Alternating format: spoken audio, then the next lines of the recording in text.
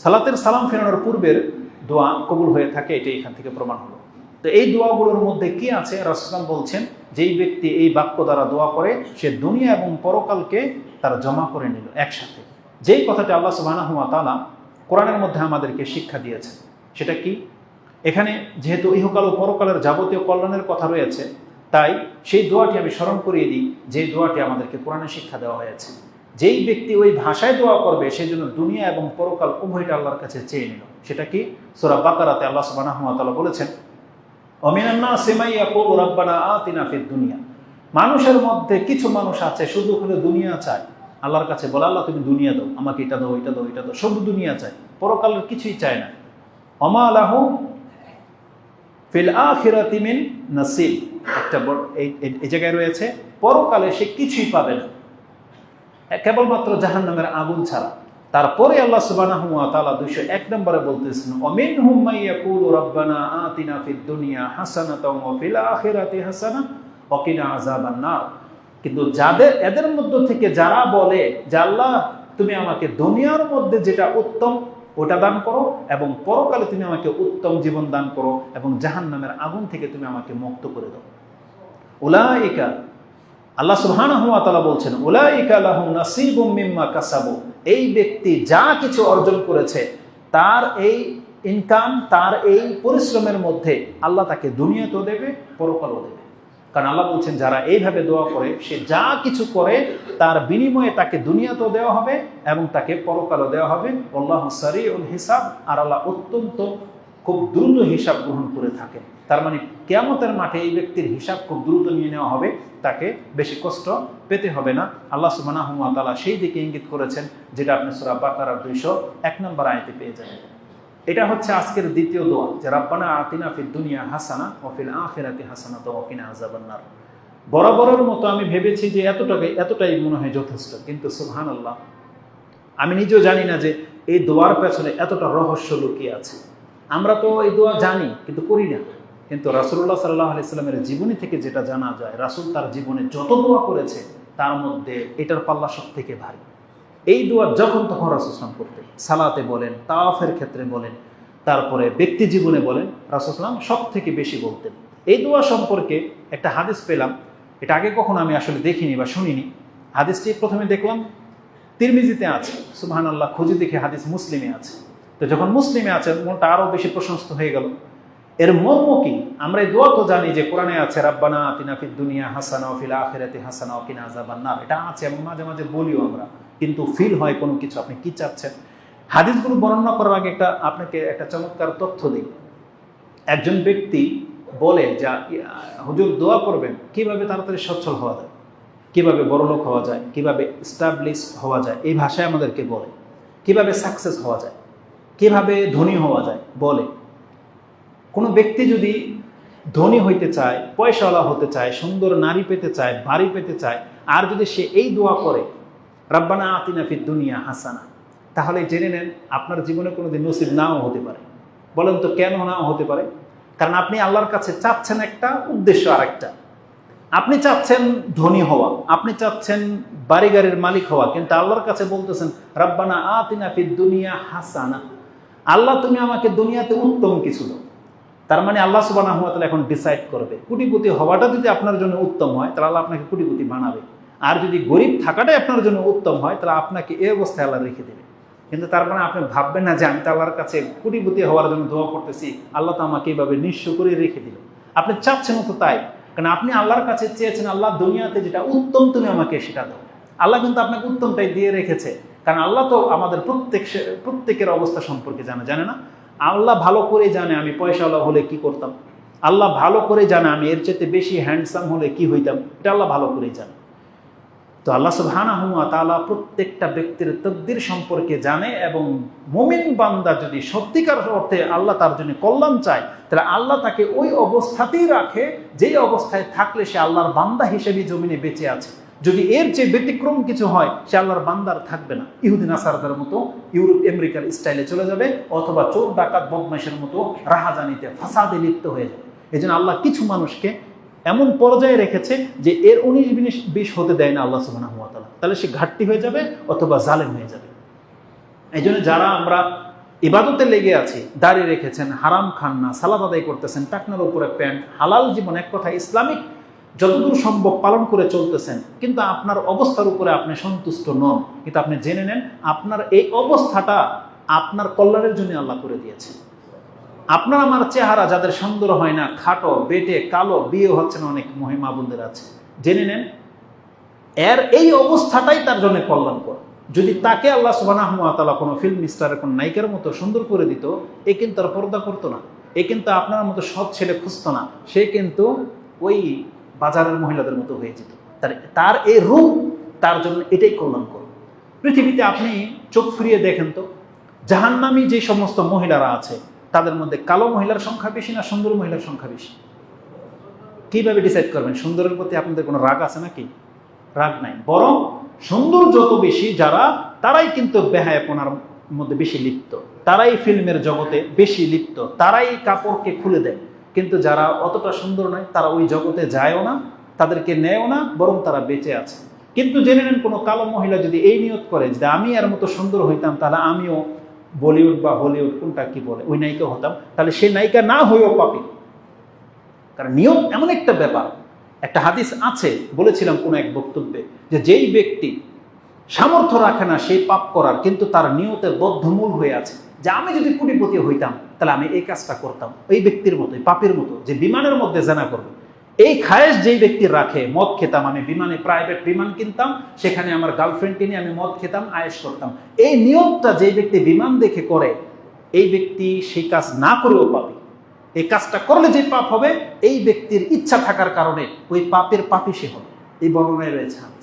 আবার উল্টোও রয়েছে, যেই ব্যক্তি অঢেল কোনো সম্পত্তিওয়ালাকে দেখে, যেই ব্যক্তি মসজিদ মাদ্রাসা করে দেয়, হজ করে, উমরা করে, কোনো ব্যক্তি যদি এই ব্যক্তিকে দেখে এই আকাঙ্ক্ষা করে, আল্লাহ যদি আমাকে এরকম তৌফিক দিত, আমিও বাংলাদেশে মসজিদ দিয়ে ভরে দিতাম, তার মানে সেই ব্যক্তি অক্ষম হওয়ার কারণেও মসজিদ বানাতে পারলে যে নেকি হতো, এই ব্যক্তিকে আল্লাহ সেই নেকি দিয়ে দিবে। নিয়ত অত্যন্ত সেন্সিটিভ বিষয়। তালাকুল্লি হাল, আল্লাহ সুবহানাহু ওয়া তাআলার কাছে আপনি এই দোয়া করবেন না, রব্বানা আতিনা ফিদ দুনিয়া, আর আপনার নিয়ত থাকবে কোটিপতি হওয়া, আপনি জেনে নেন কিয়ামত পর্যন্ত আপনার দোয়া কবুল হবে না। কারণ আল্লাহ আপনার দোয়া কবুল করেছে বিধে আপনি এই অবস্থায় আছেন। ঠিক আছে? তো এটা, কারণ ভাষাটা দেখেন, রব্বানা আতিনা ফিদ দুনিয়া হাসানা, যদি বলতেন রব্বানা আতিনা ফিদ দুনিয়া, ওই আগের ব্যক্তিদের মতো, মিনান নাসি মান ইয়াকুলু রব্বানা আতিনা ফিদ দুনিয়া, আল্লাহ কি বলেছে? যারা শুধু দুনিয়া চায়, আল্লাহ যদি তাকে দুনিয়া দিয়ে দেয়, আল্লাহ বলছেন পরকালে ও জাহান্নামের আগুন ছাড়া কিছুই পাবে না। তার মানে মুমিন কোনোদিন শুধু দুনিয়া চাইতে পারে না। দুনিয়া কোন দুনিয়া চাইতে পারে? যেই দুনিয়াটা বেঁচে থাকার জন্য যতটা আমার জন্য কল্যাণকর সেটা চাইতে পারে। এই জন্য আল্লাহ নিজেই শিক্ষা দিয়েছে, বরং আমার মুমিন বান্দারা আমার কাছে চাইবে শুধু দুনিয়া নয়, বলবে দুনিয়া হাসানা, আল্লাহ উত্তম দুনিয়া তুমি আমাকে দান করো, হারাম দুনিয়া নয়। ঠিক তেমনি পরকালে যেহেতু দুইটা জায়গা, একটা উত্তম জায়গা জান্নাত, আর একটা হচ্ছে অনুত্তম জায়গা জাহান্নাম। এই জন্য পরকালে যখন চাইবেন, কি চাইবেন? ওয়াতিনা ফিদ দুনিয়া হাসানা ওয়া ফিল আখিরাতি হাসানা ওয়া কিনা আযাবান নার, এবং আমাকে জাহান্নামের আগুন থেকে মুক্ত করে। আসুন, বলেছিলাম যে এই দোয়া তো আপনারা জানেন, এর পেছনে কি হাদিস আছে সুবহানাল্লাহ। আনাস রাদিয়াল্লাহু তাআলা তিনি বলছেন, আন্না রাসূলুল্লাহ সাল্লাল্লাহু আলাইহি ওয়াসাল্লাম আদা রাজুলান মিনাল মুসলিমিন, এক মুসলিম ব্যক্তির ইয়াদাত করার জন্য আসলেন, সেবা শুশ্রূষা বা একজন অসুস্থ ব্যক্তিকে দেখার জন্য আসলেন। এসে রাসূল সাল্লাল্লাহু আলাইহি ওয়াসাল্লাম তাকে যে অবস্থায় পেলেন, কাদ খাফাতা ফাসারা মিসলাল ফারহ, তার রোগে এত বেশি সে অসুস্থ হয়েছে, জীর্ণ শীর্ণ হতে পাখির মতো চিকন হয়ে গেছে, একেবারে ছোট, এত ছোট হয়ে গেছে, মানে শরীর একেবারে জীর্ণ শীর্ণ হয়ে গেছে। এত অবস্থায় দেখে রাসূল সাল্লাল্লাহু আলাইহি ওয়াসাল্লাম বুঝতে পেরেছে এটা স্বাভাবিক অবস্থা নয়। কেন তার এমনটা হলো? ফাকালা লাহু রাসূলুল্লাহ সাল্লাল্লাহু আলাইহি ওয়াসাল্লাম, রাসূল সাল্লাল্লাহু আলাইহি ওয়াসাল্লাম তাকে বললেন, হাল কুনতা তাদউ বিশাইইন আও তাসআলুহু ইয়া, তুমি কি আল্লাহর কাছে কোনোদিন কিছু চেয়েছিলে, বা তোমার এই অবস্থার জন্য কি আল্লাহর কাছে তুমি দোয়া করেনি কখনো? তিরমিজির ভাষায় আছে, আম কুনতা তাদউ, তোমার এই অবস্থা কেন, তুমি কি আল্লাহর কাছে কোনোদিন দোয়া করোনি? আম কুনতা তাসআলু রাব্বাকা আল আফিয়া, তুমি কি তোমার রবের কাছে সুস্থতার জন্য কোনোদিন দোয়া করোনি? সে সাহাবী বলতেছে, ইয়া রাসূলুল্লাহ, হ্যাঁ আমি করেছি। তবে সে যে দোয়াটা করেছে, সুবহানাল্লাহ, সে বলছে, ক্বালা নাম কুনতু আকুল, ইয়া রাসূলুল্লাহ, আমি বলেছি আল্লাহর কাছে বা বলি, আল্লাহুম্মা মা কুনতা মুআকিবি বিহি ফিল আখিরা ফাআজ্জিলহু লি ফিদ দুনিয়া, আল্লাহ তুমি যদি আমাকে শাস্তি দেওয়ার চিন্তা করে থাকো, যে তুমি আমাকে পরকালে শাস্তি দিবা, তাহলে আল্লাহ তুমি পরকালে না দিয়ে দুনিয়াতে তুমি আমাকে শাস্তি দিয়ে দাও। কত মারাত্মক দোয়া! আল্লাহ সুবহানাহু ওয়া তাআলা অতটাও জালেম না, বরং আল্লাহ অনেক বেশি দয়ালু। কিন্তু সে আল্লাহ সুবহানাহু ওয়া তাআলা সম্পর্কে এমন কিছু চেয়েছে যেটা আল্লাহ সুবহানাহু ওয়া তাআলা আমাদেরকে নিষেধ করেছে, এমনটা না। সেই সাহাবী বলতেছে যে আমি আল্লাহর কাছে দোয়া করেছি, আল্লাহ তুমি যদি আমাকে আযাব দেওয়ার প্ল্যান করে থাকো, চিন্তা করে থাকো, ইচ্ছা করে থাকো, তাহলে আল্লাহ পরকালে নয় বরং তুমি আমাকে দুনিয়াতেই শাস্তি দিয়ে দাও। বাহ্যিকভাবে তো মনে হচ্ছে যে এটা তো বেটার, আসলেই বেটার। কোনো পাপীকে যদি আল্লাহ পাপের কারণে দুনিয়াতে শাস্তি দিয়ে দেয় আর আল্লাহ যদি এর মাধ্যমে তাকে মাফ করে দেয়, জানেন রেজাল্ট কি? সে জাহান্নামের আগুন থেকে মুক্ত হয়ে যাবে। কারণ রাসূল সাল্লাল্লাহু আলাইহি ওয়াসাল্লাম বলেছেন, আমি কোনো পাপের কারণে কোনো ব্যক্তিকে দুইবার শাস্তি দেব না। যেই ব্যক্তি দুনিয়াতে পাপের কারণে শাস্তি পেয়ে গেছে সে পরকালে নিরাপত্তা পেয়ে যাবে। এখানে একটা ধমকও আছে, যারা বড় বড় পাপে জড়িত, যারা এখনো হারাম খান, যারা দাঁড়িয়ে রাখেননি, যারা টাকনার নিচে প্যান্ট পরেন, যারা উদ্যততা দেখান, যারা সালাত আদায় করেন না কিন্তু আপনার জীবনের কোনো ক্ষয়ক্ষতি হচ্ছে না, যারা জেনায় লিপ্ত, আপনার জীবনে কোনো প্রভাব পড়ে না, যারা নেশার পরে নেশা খেয়েই যাচ্ছেন, দুর্নীতি করেই যাচ্ছেন, অন্যটা মেরেই যাচ্ছেন, আপনার কোনো লস লাগেনি আজ পর্যন্ত, এটা কিন্তু আপনার জন্য একটা চরম দুর্ভাগ্যের কারণ। কারণ আপনার পাপের কারণে আল্লাহ যেহেতু আপনাকে শাস্তি দেয়নি, তার মানে আপনার প্রতি আল্লাহর রাগ শুধু বৃদ্ধি পাচ্ছে, কারণ আপনাকে আল্লাহ কঠিন শাস্তি দেবে, সেই অপেক্ষায় আছে আল্লাহ সুবহানাহু ওয়া তাআলা। এই সাহাবী এমনটাই করেছিল যে আল্লাহ তুমি পরকাল আমাকে শাস্তি না দিয়ে দুনিয়াতে আমাকে দিয়ে দাও। রেজাল্ট কি দেখেন? বান্দার দোয়া যে আল্লাহর কাছে কবুল হয়, তাকে আল্লাহ এমন অসুস্থতা দিয়ে দিয়েছে, তাকে সুস্থতা আল্লাহ করছে না, বরং দিন দিন সে শুকিয়ে পাখির ন্যায় হয়ে যাচ্ছে, ছোট হয়ে যাচ্ছে। সুবহানাল্লাহ। রাসূল সাল্লাল্লাহু আলাইহি ওয়াসাল্লাম তাকে যে কথাটা বলেছিলেন, কালা সুবহানাল্লাহ, রাসূল আশ্চর্য হয়ে গেছেন, বলছে আল্লাহ পবিত্র, ইন্নাকা লা তুতিকু, তুমি তো অক্ষম, তোমার ক্ষমতা নেই। আল্লাহ যদি তোমাকে পরকালে যে শাস্তি দেবে দুনিয়াতে দিয়ে দেয়, এটা সহ্য করার মতন ক্ষমতা তো বান্দা তোমার নাই।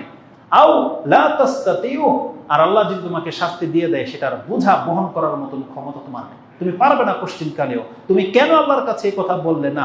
আফালা কুলতা আল্লাহুম্মা আতিনি ফিদ দুনিয়া হাসানা ওয়া ফিল আখিরাতি হাসানা ওয়া কিনা আযাবান নার, আল্লাহ তুমি আমাকে দুনিয়াতে উত্তম জীবন দাও, পরকালে আমাকে উত্তম জীবন দাও, এবং জাহান্নামের আগুন থেকে তুমি আমাকে মুক্ত করে দাও। তুমি এই দোয়া কেন করলে না?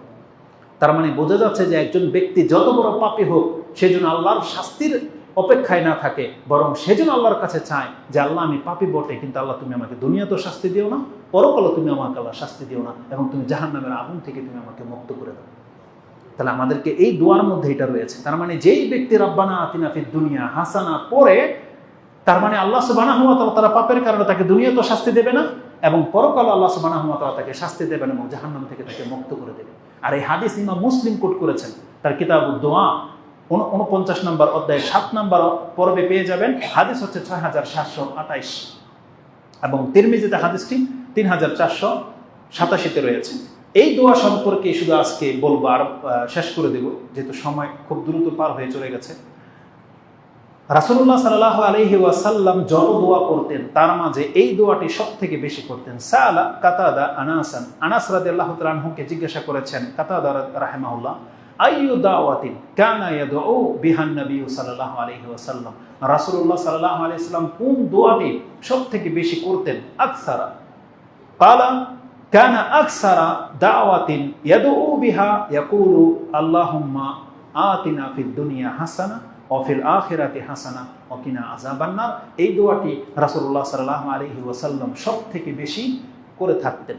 আনাস রাদিয়াল্লাহু তাআলা আনহু তার আমল থেকে যে জিনিসটা পাওয়া যায়, আনাস রাদিয়াল্লাহু তাআলা আনহু যখনই রাসূলুল্লাহ সাল্লাল্লাহু আলাইহি ওয়াসাল্লামের মতো করে কোনো দোয়া করার ইচ্ছা করতেন, যে আমি আজকে রাসূল যে দোয়া করতো সেই দোয়া করব, তখনও তিনি এই দোয়াই করতেন। এমনকি তার জীবনের যে কোনো কিছুর প্রয়োজন যদি দেখা দিত, তখনও আনাস রাদিয়াল্লাহু তাআলা আনহু শুধু এই দোয়াটাই করতেন। এমনটাই রয়েছে, বলছেন ওয়াকানা আনাসুন ইজা আরাদা আইয়াদউ বিদাওয়াতিন দাআ বিহা, যখন তিনি রাসূল সাল্লাল্লাহু আলাইহি ওয়াসাল্লামের মতো দোয়া করার ইচ্ছা করতেন এই দোয়াটাই করতেন। ফাইজা আরাদা আইয়াদউ বিদুআইন দাআ বিহা ফি, এবং যখন তিনি আল্লাহর কাছে কোনো কিছু পাওয়ার আশা করতেন, যে কোনো ঘাটতি হোক, যে কোনো প্রয়োজন হোক, তিনি এই দোয়াটাই করতেন। তার মানে এই দোয়ার মাঝে দুনিয়া এবং পরকালের সবকিছু নিহিত রয়েছে। আপনার জীবনের যত কিছু চাওয়া পাওয়া আছে এই দোয়ার মাঝে রয়েছে। এই শব্দগুলো বর্ণনা করেছেন ইমাম মুসলিম তার কিতাবের দোয়ার অধ্যায় পেয়ে যাবেন। হাদিস হচ্ছে 6733, এবং ইবনে হিব্বানে এই জুমলার যে মর্যাদাকর বিষয় রয়েছে সেটা হচ্ছে, আনাস রাদিয়াল্লাহু তাআলা আনহুর কাছে এক ব্যক্তি দোয়া চাইতে এসেছে। আন্নাহু ক্বালা লি আনাস ইবনে মালিক উদউল্লাহ লানা আমাদের জন্য আপনি আল্লাহর কাছে দোয়া করেন। ফাকাল আল্লাহুম্মা আতিনা ফিদ দুনিয়া হাসানা ওয়া ফিল আখিরাতি হাসানা ওয়া কিনা আযাবান্নার ওয়া কিনা আযাবান্নার। এই দোয়া করার পরে কালু সে বলল জিদনা, আরো বেশি দোয়া করেন। তিনি একই দোয়া করলেন, আবার বলল জিদনা, আপনি বরং আরো দোয়া করেন, অন্যান্য দোয়া করেন। তখন আনাস রাদিয়াল্লাহু তাআলা আনহু সেই ব্যক্তিকে বললেন, মা তুরিদু, তোমরা কি চাচ্ছ? সালতু লাকুম খায়রুদ দুনিয়া ওয়াল আখিরাহ, তুমি আমার কাছে দোয়া চেয়েছো আর আমি তোমাদের জন্য দুনিয়া এবং আখিরাতের যত কল্যাণ আছে সব কল্যাণ আল্লাহর কাছে চেয়ে নিয়েছি, তারপরে তোমার আর কিসের প্রয়োজন? সুবহানাল্লাহ। তার মানে এই দোয়ার মাঝে দুনিয়া এবং পরকালের যত কল্যাণ নিহিত রয়েছে সবগুলো রয়েছে। কোন ব্যক্তি যদি বলে রাব্বানা আতিনা ফিদ দুনিয়া হাসানাতাও ওয়া ফিল আখিরাতি হাসানা ওয়া কিনা আযাবান্নার, তার মানে সে দুনিয়া এবং পরকাল দুইটা জগতে আল্লাহর কাছ থেকে সে চেয়ে নেবে, এরপর আর কি লাগে তার। ইবনে হিব্বানের মধ্যে এই হাদিসটি আপনার 938 রয়েছে এবং সহিহ আদাব আল মুফরাদের মধ্যেও এই হাদিসটি রয়েছে। এরপর যে কল্যাণকর দোয়াগুলো আছে, ভেবেছিলাম আরো দুই একটা দোয়া উল্লেখ করব, সেটা আজকে এই পর্যন্তই। আল্লাহ সুবহানাহু ওয়া তাআলা যেন এই কথাগুলোর প্রতি আমল করার তৌফিক দান করেন। বিশেষ করে আজকে 3টা দোয়া বলেছি। একটা, আপনি আল্লাহর প্রশংসা করবেন কিভাবে? সুবহানাল্লাহি ওয়ালহামদুলিল্লাহি ওয়া লা ইলাহা ইল্লাল্লাহু আল্লাহু আকবার ওয়া লা হাওলা ওয়া লা কুওয়াতা ইল্লা বিল্লাহ। আর জেনে নেন এই প্রত্যেকটা জুমলার কিন্তু পৃথক পৃথক মর্যাদা আছে। লা হাওলা ওয়া লা কুওয়াতা ইল্লা বিল্লাহ, এটা কিন্তু কানজুম মিন কুনুজিল জান্নাহ, জান্নাতের একটা গুপ্ত ভান্ডার খুলে যাবে যেই ব্যক্তি একবার পাঠ করবে। অনেক বড় বড় ব্যাপারে 5টা জুমলায়। আর কি করবেন আপনি? আল্লাহ সুবহানাহু ওয়া তাআলার কাছে কি চাইবেন? জীবনের সবকিছু। আল্লাহুম্মা গফিরলি, প্রথম জুমলা, আল্লাহ আমাকে ক্ষমা করো। ওয়ারহামনি, আমার উপর রহম করো। ওয়াজবুরনি, আমার ঘাটতি পুরা করো। ওয়াহদিনি, আমাকে হেদায়েত দান করো। ওয়ারযুকনি, আল্লাহ তুমি আমাকে রিজিক দান করো। এগুলো সব থেকে বড় বড় জুমলা। এই দোয়াটা করবেন। আর তৃতীয় বলেছি রব্বানা আতিনা ফিদ দুনিয়া হাসানাতাও ওয়া ফিল আখিরাতি হাসানাতাও ওয়া কিনা আযাবান্নার। এই দোয়াগুলো আমাদেরকে করতে হবে। আল্লাহ সুবহানাহু ওয়া তাআলা আমাদেরকে এই দোয়ার কল্যাণ নিজের জীবনে বাস্তবায়ন করার তৌফিক দান করুন। আল্লাহ সুবহানাহু ওয়া তাআলা যা বলেছি, আল্লাহ ভুল ত্রুটি হলে আমাকে ক্ষমা করে এবং আমাদের ভাইদেরকে ক্ষমা করো। আকুলু লিকাউলি হাযা আস্তাগফিরুল্লাহ লি ওয়া লাকুম ওয়া লিসাইরিল মুসলিমিন ফাস্তাগফিরু ইন্নাহু হুয়াল গফুর। قرآني في قلبي دوما يغمرني من فيض ضياء